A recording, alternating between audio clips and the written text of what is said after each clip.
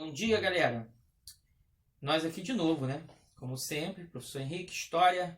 Vamos que vamos seguir adiante. Nesse momento de dificuldade que a gente está por causa da pandemia do coronavírus, nós vamos, por enquanto, estar nas videoaulas, né? Muita saudade de vocês. Se Deus quiser, daqui a pouco a gente estamos juntos de novo. Bem, a gente vai fazer no começo aqui agora uma ideia daquilo que a gente já falou nas primeiras aulas, uma rápida revisão, né? E aí, gente, lembrando a vocês que o nosso livro, né, claro que eu falei para vocês que a gente ia seguir a cronologia histórica e por isso a gente vai muitas das vezes ir e voltar no livro, né, porque o livro ele segue um raciocínio do historiador que eu não concordo e que grande parte da escola histórica não concorda, mas isso não importa porque o que a gente vai aproveitar é a qualidade das informações dele. E aí a gente vai seguir aqui a cronologia histórica tradicional. E por que a gente começa com o iluminismo que está lá no capítulo 2 do livro? Porque, na verdade, as revoluções inglesas que está no capítulo 1 do livro, elas são fruto, tá, dessas ideias iluministas. Apesar de estar aqui século XVIII, as ideias iluministas, ela, na verdade, ela surge lá no século XVII, tá, com um pensador chamado John Locke, um pensador britânico, pensador dali da Inglaterra. E a gente sabe também que as revoluções inglesas que a gente vai falar mais à frente, elas são as ideias iluministas em ação e que acabam concluindo já em pleno iluminismo, né, e chegando aos parâmetros que o iluminismo queria alcançar e fazendo com que a Inglaterra se transforme no berço da Revolução Industrial, que a gente vai estudar também a posterior. Por isso, a gente vai começar aqui agora pelo iluminismo.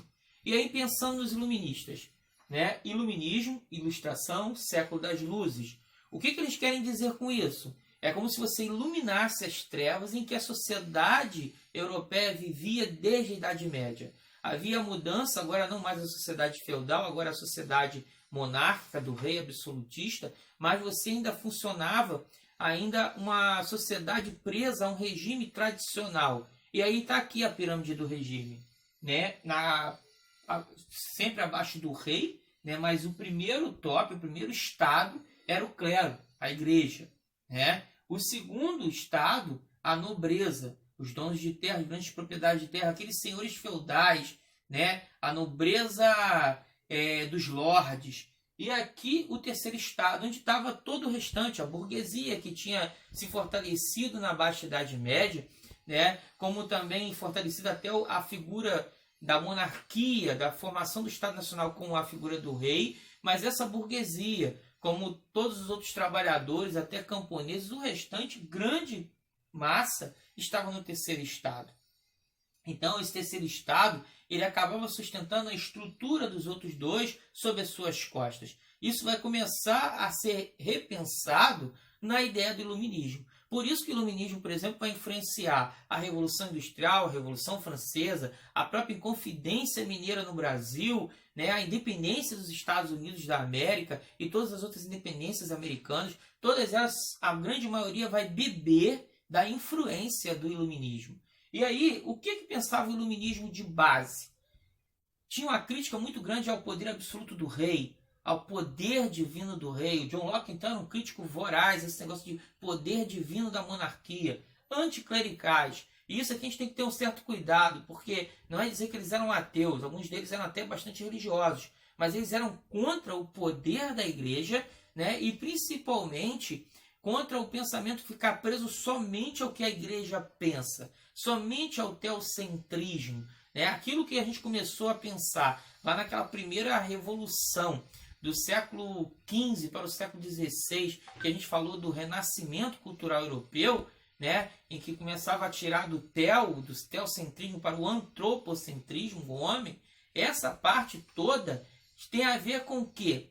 Com esse pensamento iluminista que vai fortalecer mais ainda a ideia da razão, o racionalismo, racionalizar até a crença, né? O cientificismo vai valorizar a dúvida, o questionamento, a experiência, né? E as liberdades individuais do ser humano, como também a valorização da propriedade. Principalmente o John Locke começa a falar isso. Todo indivíduo tinha direito a ter sua liberdade, a ser feliz e a ter a sua propriedade.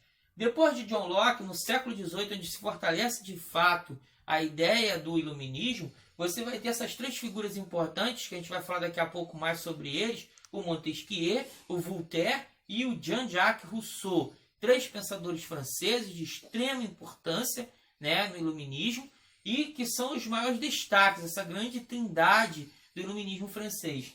Você também tem a figura do Diderot e d'Alembert, os enciclopedistas, que são os caras que vão construir, eles vão pegar todo o conhecimento humano da época, científico, teológico, filosófico, e centralizar numa coleção de livros chamada enciclopédia, tá? Que parece um pouco um dicionário, você vê vários verbetes, mas diferente só da explicação, vai mostrar também muito dos fundamentos e conceitos de determinadas ciências e de determinados pensadores. Então eles vão colocar todo o conhecimento numa coleção de livros, tá? A gente vai daqui a pouco para o segundo capítulo dessa história da aula de hoje, Iluminismo, beleza? Ok. Muito crítica, cara.